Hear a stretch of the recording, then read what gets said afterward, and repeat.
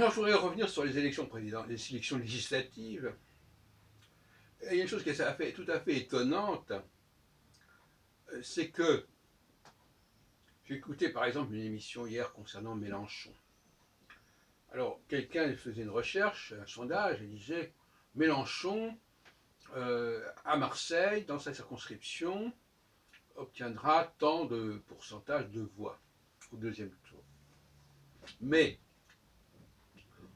on ne mentionnait en aucune façon euh, l'idée de triangulaire ou de quadrangulaire. Donc on raisonne comme si on était aux élections présidentielles, et on se dit, ben voilà, effectivement, il y a deux candidats qui seront en tête, le candidat d'En Marche et le candidat Mélenchon, alors qu'en réalité, il y en a d'autres candidats, il a question de savoir pour qui ils vont, avec qui ils vont s'associer.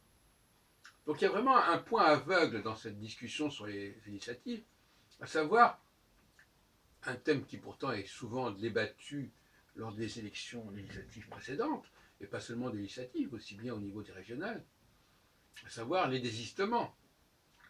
Parce que selon qu'il y a un désistement ou pas, euh, ça peut permettre à un candidat de gagner.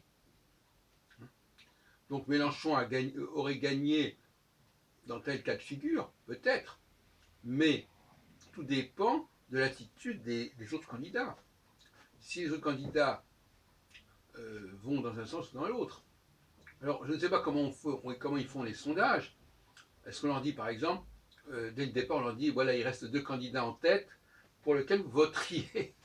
Mais c'est pas ça le problème. Il ne s'agit pas de savoir s'il y a deux candidats en tête. Donc finalement, il y a quelque chose qui ne va pas du tout à ce niveau-là.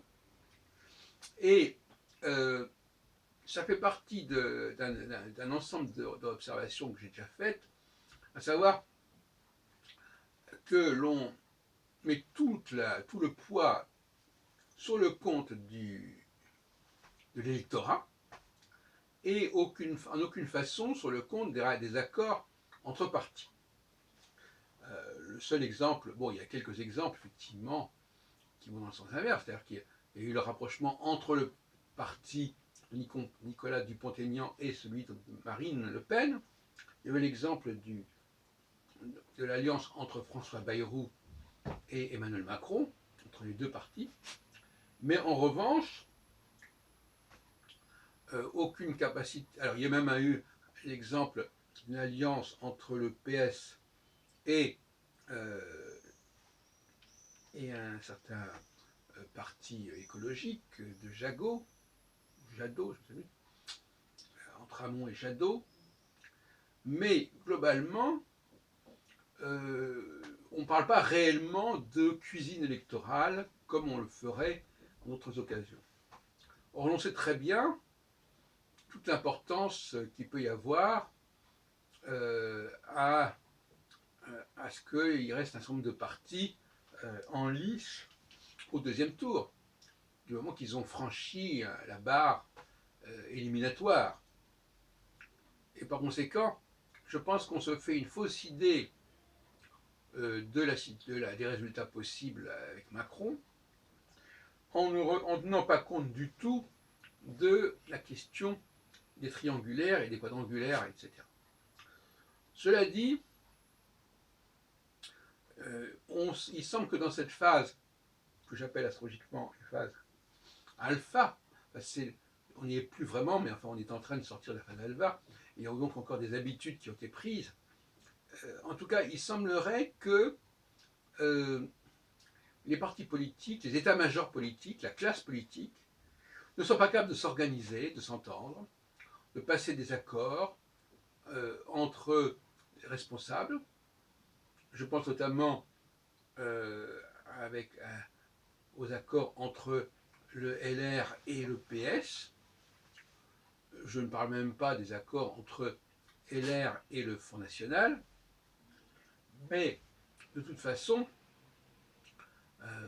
s'il y a un front anti-Macron, qui couvrirait à la fois le PS, mais surtout Mélenchon et Le Pen, eh ben ça peut faire mal.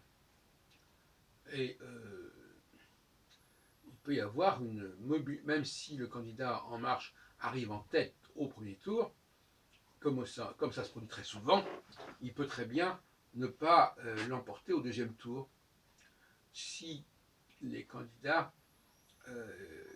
en dehors d'En Marche se coalisent pour laisser un boulevard à un des candidats qui serait notamment celui qui est arrivé en tête. Donc là, je crois qu'il faut faire très attention. Et il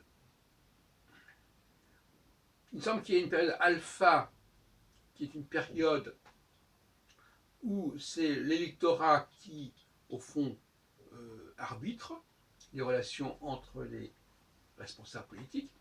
On a vu le cas, il y a quelques semaines, d'un Benoît Hamon qui disait, à propos de Mélenchon, l'électorat décidera. Mais qu'est-ce qu'il a décidé? Il n'a rien décidé du tout. Et Benoît Hamon, une fois que l'électorat a privilégié Mélenchon, il ne s'est pas prononcé en sa faveur. Donc tout ça n'est pas clair. De la même façon, ici, il semble que les responsables politiques soient incapables de discuter entre eux et que par conséquent, on laisse l'électorat décider. Et puis, autre point qui me paraît amusant, on vient de nous signaler que Édouard Philippe n'avait pas été convoqué, n'avait pas été partie prenante des discussions avec les syndicats. Ce qui laisse entendre que, au fond, ce gouvernement Philippe, c'est une sorte d'attrape-nigo, et que le véritable gouvernement, il est à l'Élysée et pas à Matignon. Ce ne sera pas la première fois. Par conséquent, Philippe étant de droite,